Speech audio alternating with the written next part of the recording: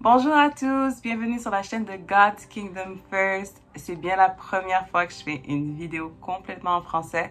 Et la raison pour laquelle je la fais en français, c'est parce que la majorité des personnes qui m'ont posé cette question sont francophones. Et la question est comment évangéliser de façon efficace pour pouvoir porter du fruit durable à long terme. Ce qu'on remarque, c'est qu'il y a beaucoup de gens qui évangélisent, beaucoup de gens qui vont apporter la bonne nouvelle. C'est une bonne chose. Mais malheureusement, c'est qu'on ne voit pas derrière les fruits. Et si on en voit, il ne dure pas très longtemps.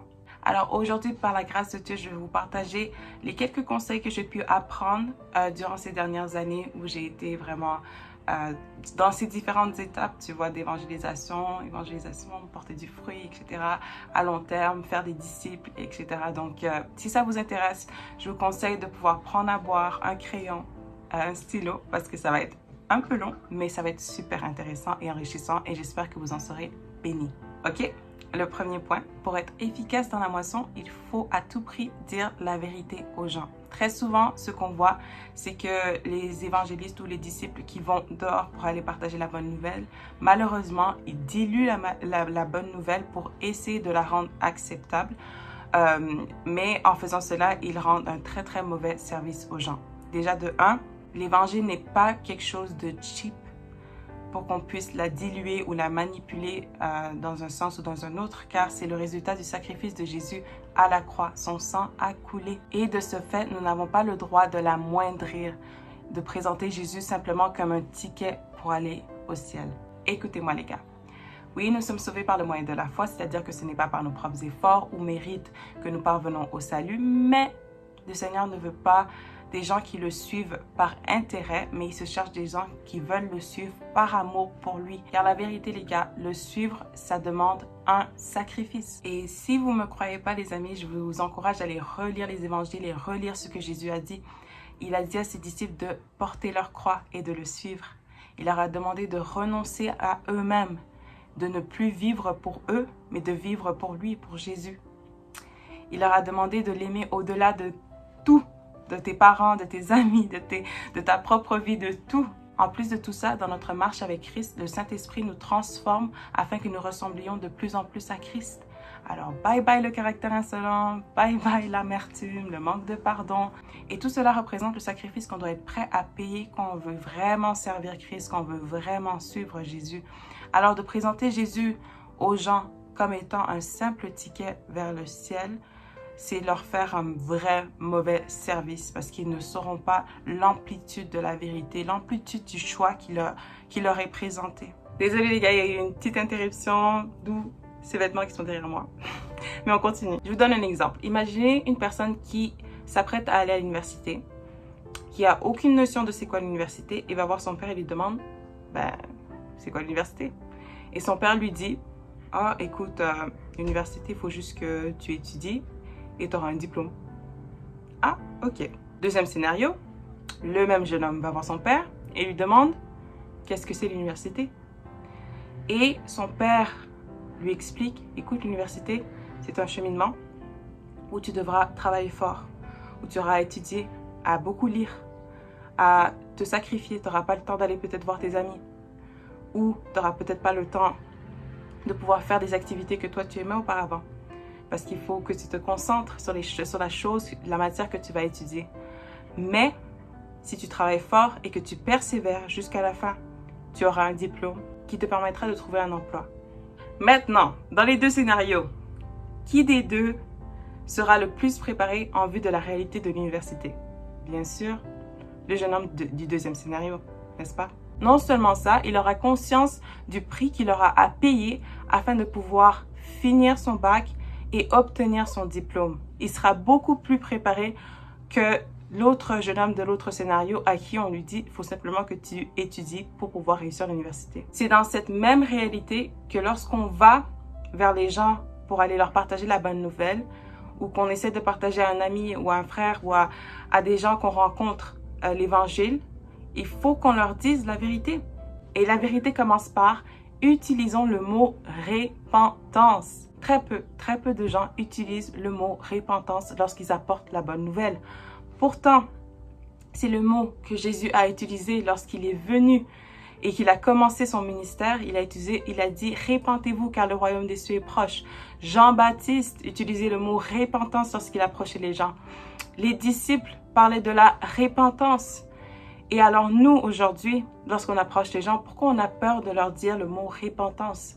Oui, certes, ça peut être un mot que les gens ne comprennent pas de prime abord, mais on apprend bien des langages, des jargons incroyables à l'université que peut-être qu'on n'utilisera jamais.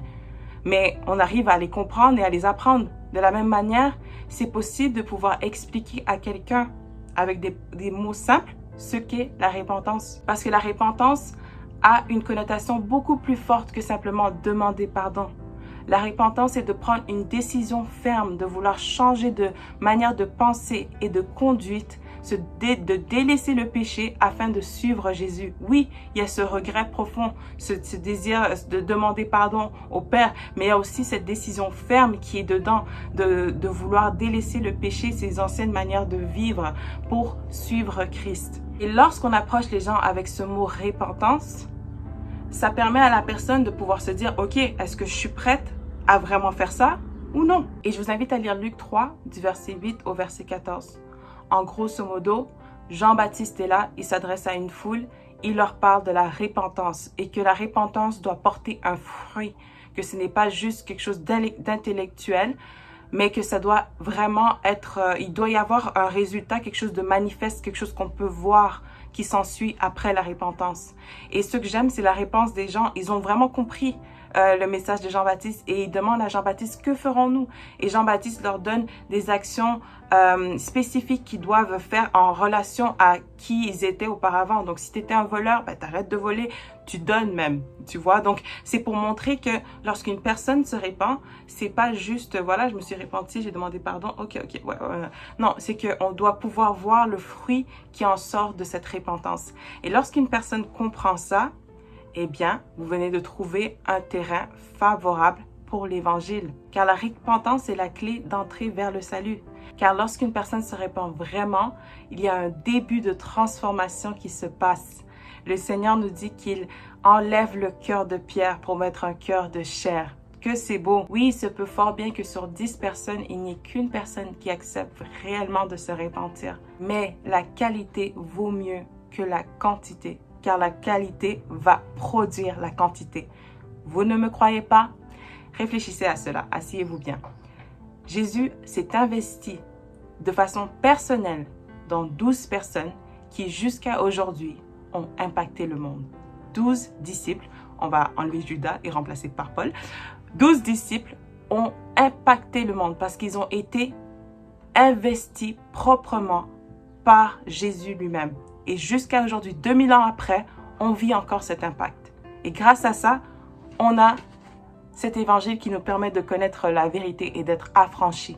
C'est mieux d'avoir une personne qui se répand réellement, avec qui on peut réellement faire le travail pour vraiment mettre les fondations, montrer comment vivre vraiment pour Jésus, que 10 qui vont le faire mais de façon bafouée. Vous voyez? Alors la prochaine fois que vous irez partager la bonne nouvelle aux autres, gardez ça en tête. Il faut leur dire la vérité. Le deuxième point, pour être efficace dans la moisson, il te faut l'amour de Jésus-Christ. Là, j'en suis sûre qu'il y en a plusieurs qui sont contents. Ils se disent oui, la vérité, mais où est l'amour? L'amour, oui. C'est possible de dire la vérité avec amour. L'un n'exclut pas l'autre. Jésus l'a fait. Alors, c'est possible aussi que nous le fassions. C'est d'ailleurs pour ça que plusieurs jusqu'à aujourd'hui, se sacrifient pour Jésus, sont prêts même à mourir pour lui à cause de cet amour du Père que nous avons. L'amour. Paul nous explique dans 1 Corinthiens 13 que même si nous avons toute la vérité, toute la connaissance, et que nous disons des prophéties incroyables, et que nous faisons des miracles incroyables, mais que si nous n'avons pas l'amour, nous sommes comme des tonneaux qui résonnent, qui font du bruit, nous sommes bruyants. C'est-à-dire que la vérité ne peut pas pénétrer dans un cœur s'il n'y a pas l'amour derrière ça. Ici, pour pouvoir démontrer l'amour tout en disant la vérité, on parle ici du choix de l'emploi des mots, l'art et la manière de dire une chose, les gestes corporels. C'est toute une sagesse de savoir dire la vérité avec amour. Et si vous n'êtes pas encore capable de le faire, j'ai une bonne nouvelle. Jacques 1, verset 5. On va y aller. Alors, ça dit: Si quelqu'un d'entre vous manque de sagesse, qu'il la demande à Dieu qui donne à tous libéralement et sans faire de reproches, et elle lui sera donnée. Donc, si il vous manque cette sagesse de faire, vous ne savez pas comment dire la vérité avec amour, vous pouvez demander au Seigneur, donne-moi cette sagesse, aide-moi à pouvoir savoir comment utiliser, employer les mots, avoir l'art et la manière de pouvoir transmettre les choses avec amour pour que la personne puisse recevoir cette vérité. Une autre possibilité qui se présente à vous, vous pouvez toujours prier pour cela, mais si vous avez l'opportunité ou la grâce d'avoir quelqu'un que vous voyez et vous repérez, que vous savez qu'elle le fait déjà, cette personne, lorsqu'elle parle aux gens, je ressens cet amour et elle est capable de dire la vérité et l'amour y est, je vous conseille fortement de vous humilier et dire à la personne, j'aimerais apprendre de toi. Et pour apprendre de quelqu'un, j'aimerais vraiment spécifier, c'est très important dans ce contexte si précis, de vous savoir comment se taire et de regarder, d'observer. Donc, quand vous irez dans le terrain avec cette personne, c'est pas de vouloir montrer votre connaissance. Oui, on sait que vous connaissez, il n'y a pas de problème. La question n'est pas vraiment le savoir de la vérité, mais c'est plutôt comment transmettre la vérité. Et ça s'apprend en observant, en prenant des notes de la manière dont la personne le fait. Donc, je vais vous donner un exemple. Je me suis dit, je vais essayer d'être assez pratico-pratique pour que vous puissiez vraiment le comprendre, mais parce qu'en vrai, je ne l'ai pas appris par cœur, donc je vais vous le lire.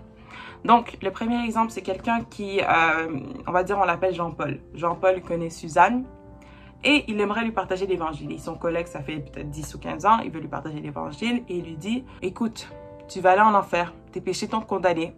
Si tu ne suis pas le Seigneur maintenant, le feu éternel t'attend. Écoutez, franchement, moi, si je suis à la place de Suzanne, je ne serais pas trop réceptive à ce message. Maintenant, si Jean-Paul approche Suzanne et lui dit « Suzanne, parce que je t'aime, je dois te dire la vérité. Dieu a horreur du péché. Et l'humanité entière est sous son emprise. Toi également. Mais la bonne nouvelle, c'est que Dieu a payé le prix pour que tu en sois libre à travers le sacrifice de Jésus-Christ à la croix. Ce qu'il nous demande, c'est que nous nous repentions, que nous prenions cette ferme décision de se détourner du péché et de le suivre lui. Car dans le cas contraire, nous serons emmenés à payer le prix de nos péchés nous-mêmes, qui a pour conséquence de nous séparer éternellement de Dieu dans un endroit qui n'a pas été créé pour l'homme, pour toi ni pour moi, qui s'appelle l'enfer. Dieu t'aime et tout ce qu'il désire, c'est de te voir libre de ce qui t'empêche de le connaître réellement et de vivre pleinement son amour.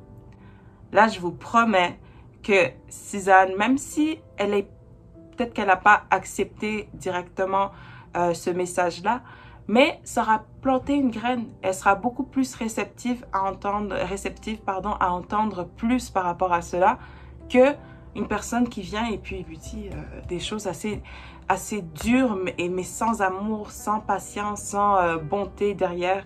Ok. Donc, le troisième point pour être efficace dans la moisson, c'est qu'il faut être stratégique. Oui, arrêtez de perdre votre temps avec des gens qui ne veulent rien savoir de l'Évangile.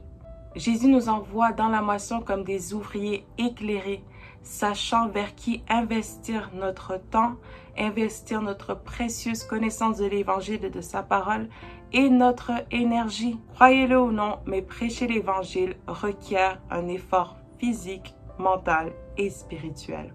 Imaginez courir 2 ou 3 kilomètres pour rattraper un bus, pour vous rendre compte qu'en fait, vous êtes en train de courir après le mauvais bus.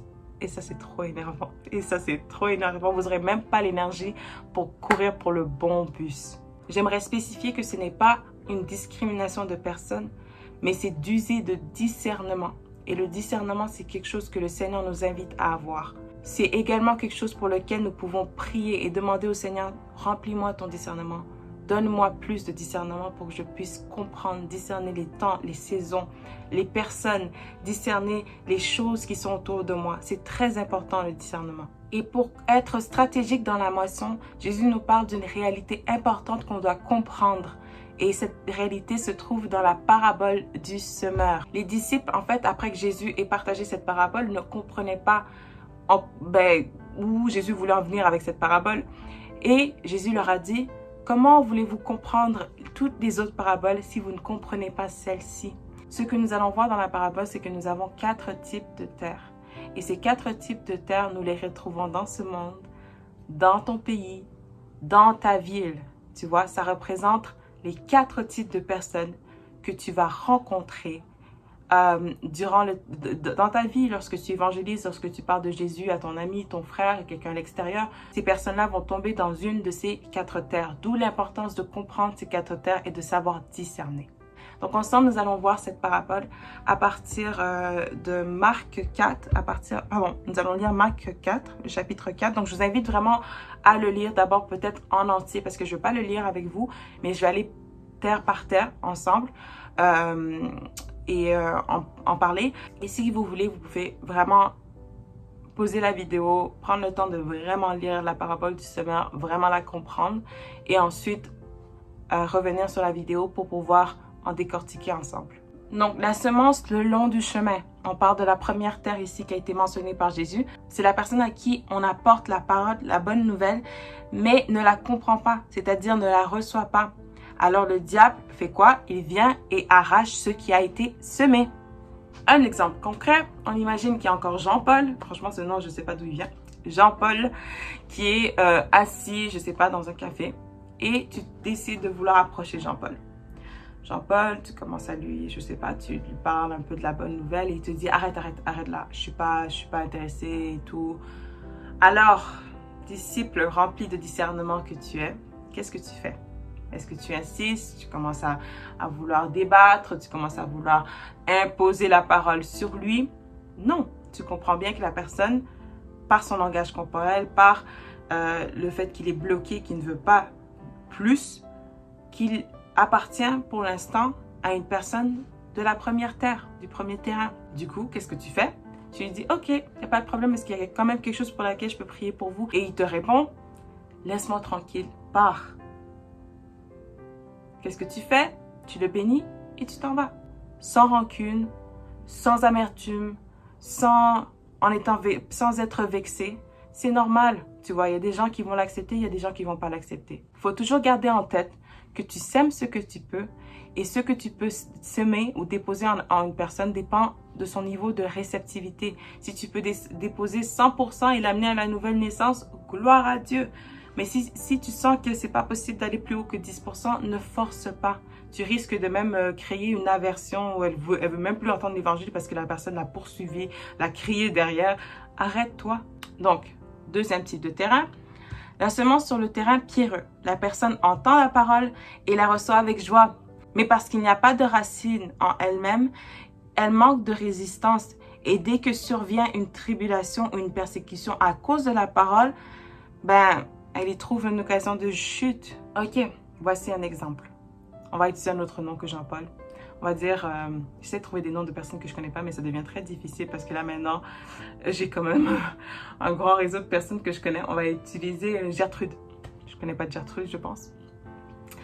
Gertrude. Tu es en contact avec Gertrude, c'est une personne, peut-être qu'une nouvelle connaissance, un collègue ou je ne sais pas trop quoi, quelqu'un dans la rue. Que tu as abordé par rapport à l'évangile. Ah ouais, elle est réceptive. Vous commencez à faire ce cheminement ensemble et tout, vous parlez, partagez l'évangile, partagez la bonne nouvelle, la parole, etc. Ça fonctionne. Mais là, Gertrude vit sa première persécution, sa première tribulation. Sa famille et ses amis entendent qu'elle commence à suivre Jésus, elle s'intéresse à suivre Jésus. On commence à rigoler d'elle, on commence à la mépriser, on commence à lui dire c'est une secte, va pas là-bas, écoute pas ce qu'ils te disent. Et Gertrude, parce que cette parole, elle a reçu peut-être avec une certaine légèreté et n'a pas laissé cette parole s'approfondir vraiment et s'enraciner en elle, eh bien, en vue de cette persécution, décide de dire « Ok, c'est bon, j'arrête. » Et tout d'un coup, toi, la personne qui était en train de faire ce travail avec Gertrude, tu te vois qu'elle ne te répond plus. Tu l'appelles, elle ne te répond plus. Ah, tu lui envoies un message, elle ne répond plus. Ou elle te dit « Oh, je ne suis plus intéressée. » Toi, maintenant, le disciple rempli de discernement du Seigneur, qu'est-ce que tu fais dans cette situation? Tu peux essayer une fois, une deuxième fois encore, peut-être même une troisième fois, et tu vois que ça passe toujours pas. Alors qu'est-ce que tu fais? Tu ne continues pas à jouer ce jeu-là, à la courir après. Tu la laisses. Et tu peux certainement la garder en prière. Et c'est pas pour dire qu'il faut avoir de l'amertume, être fâché, lui dire je t'abandonne, de toute façon c'est ton problème, c'est ton salut. Non. Tu peux toujours garder cette personne en prière. Rien ne t'empêche de prier pour elle. Rien ne t'empêche de pouvoir intercéder pour elle et l'amener devant le Seigneur pour qu'elle puisse revenir et vraiment continuer ce cheminement. Mais le truc, c'est que on parle ici d'investissement. Tu ne vas pas continuer à essayer de t'investir dans quelqu'un qui ne veut plus. Et c'est ça la sagesse qu'il faut avoir. Ok, troisième terre, la semence parmi les épines. C'est une personne qui entend la parole, mais en qui les soucis du siècle et la séduction des richesses étouffent cette parole et la rend infructueuse. Donc, on prend l'exemple de Samantha. Ok. Pourquoi je prends juste des filles? Ah non, j'ai pris Jean-Paul, Gertrude, Samantha. On va prendre un garçon pour le dernier exemple. Donc, Samantha. Samantha, tu l'as rencontrée ou je sais pas, c'est une amie de longue date avec qui tu parlais et puis tu commences à lui parler de l'évangile. Tu présentes l'évangile de Jésus. Elle semble intéressée, elle semble vraiment ouverte à cheminer et à grandir, à comprendre, etc. Et tout d'un coup, tu réalises que c'est un peu difficile là. C'est un peu difficile. Elle commence à te dire, écoute, j'ai 2 emplois, j'ai pas le temps. À chaque fois, elle te dit, j'ai pas le temps, j'ai pas le temps. Elle a 2 emplois, elle fait partie de 2 équipes de sport. Le dimanche, elle doit aller, je sais pas, dans son petit chalet.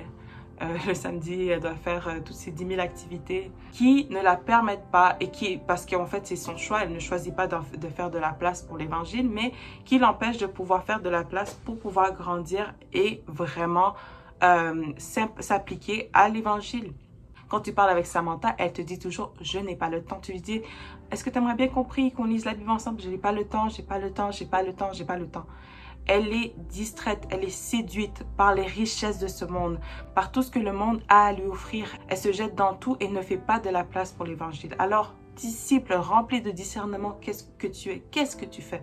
Premièrement, tu prends conscience du fait que, on dirait que Samantha, elle est du terrain du type 3. Tu te réajustes, tu l'invites sincèrement à faire de la place pour l'évangile dans sa vie. Tu lui dis honnêtement, tu lui dis, écoute, il faut que tu fasses de la place pour Jésus dans ta vie. Il faut que tu le laisses prendre la place pour que tu puisses t'investir et grandir en tant que disciple de Jésus-Christ. Et après ça, tu vois que Samantha ne fait aucun effort, qu'elle continue à faire ses 1000 et 10 000 activités et tous ses emplois et toutes ces choses qu'elle est en train de faire. Qu'est-ce que tu fais? Tu continues pas à courir après Samantha, essayer de l'appeler, rattraper, genre... Non, tu fais pas ça. Comme pour le deuxième terrain, tu la gardes en prière, tu te retires, tu arrêtes de t'investir. Tu la gardes en prière sans rancune, sans amertume, sans être vexé et tu avances, tu continues parce qu'il y a un terrain, le dernier terrain qu'on va parler, celui de la bonne terre. Et j'aimerais mentionner que c'est très possible pour une personne de la terre 1, 2 ou 3 puisse éventuellement, avec le temps, devenir un terrain numéro 4. D'accord? Donc, il y a des hauts et des bas à la vie, des situations qui font qu'il se peut que durant un bas de la vie d'une personne de type 1, de terrain de type 1, elle puisse venir à se repentir et dire oui, je veux vraiment Jésus, je veux vraiment le suivre. Maintenant, toi, disciple, tu n'es pas là simplement à attendre pour que cette personne arrive de type 1 au terrain de type 4. Non, parce qu'éventuellement, ça peut prendre des années, ça peut prendre des mois, mais ça peut aussi prendre des années. Donc, tu peux la garder en prière, il n'y a pas de problème. Tu peux garder un contact avec cette personne-là, il n'y a pas de problème. Mais tu n'es pas là à courir après cette personne, perdre ton énergie, toujours courir, essayer d'investir quand elle n'est pas encore réceptive. Donc, tu fais toutes les choses avec sagesse et discernement. Nous allons maintenant parler du terrain de type 4, la semence dans la bonne terre. Cette personne entend la parole et la comprend, c'est-à-dire internalise au plus profond d'elle-même et l'accepte, accepte de suivre. Et non seulement cela, elle porte du fruit. Amen. Cette personne, on va dire Gérard, parce qu'on avait dit que c'était un garçon cette fois-ci. Gérard, tu lui partages la bonne nouvelle. Et il est prêt à se repentir, à suivre Jésus, les commandements de Jésus, à se faire baptiser d'eau, à recevoir le Saint-Esprit, à commencer à vivre cette vie avec le Saint-Esprit de sanctification et de se donner à 100%. Il a compris que l'Évangile, c'est le plus grand des trésors, que c'est quelque chose de si précieux qu'il n'y a rien dans le monde qui peut égaler ce trésor. Il le comprend. Et ça, mon frère, ma sœur, dans ce type de terrain, je t'invite à t'investir à 100%. Ce genre de personne, vous allez remarquer que Dieu avaient déjà commencé à agir dans leur vie. Ils vont souvent te dire ah, c'est étrange parce que tu me dis ça, mais hier, j'avais eu un rêve et je voyais Jésus qui me parlait. Et là, maintenant, toi, tu me parles de la bonne nouvelle de Jésus. Ils vont te dire ah, c'est vraiment étrange que tu me dis ça parce que c'est comme la quatrième personne qui me parle de Jésus et je sens vraiment que là, c'est la bonne. Que là, il faut vraiment que je me donne et que je suis vraiment Jésus. Et je vous encourage vraiment de pouvoir bien prendre le temps de pouvoir partager l'évangile dans tous les types de terrains. Donc 1, 2, 3, 4. Mais vous n'oubliez pas que type 1, 2, 3, ça dépend de leur réceptivité. Donc si vous voyez que ça ne... Vous arrivez à peut-être parler de la repentance et puis ça bloque, ils ne veulent plus et ils me disent arrêtez, ben arrêtez.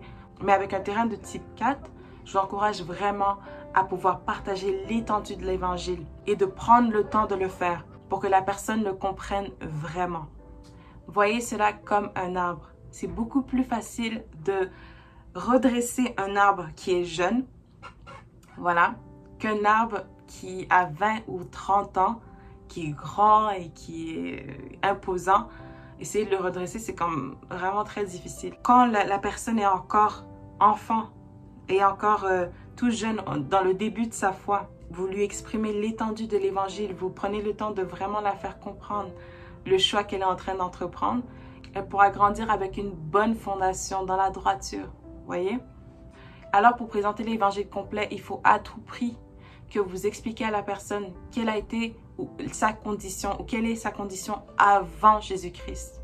Quelle est la condition du monde avant Jésus-Christ? Qu'est-ce qui se passe? Que cette personne est soumise au péché et qu'elle a besoin d'être libérée du péché.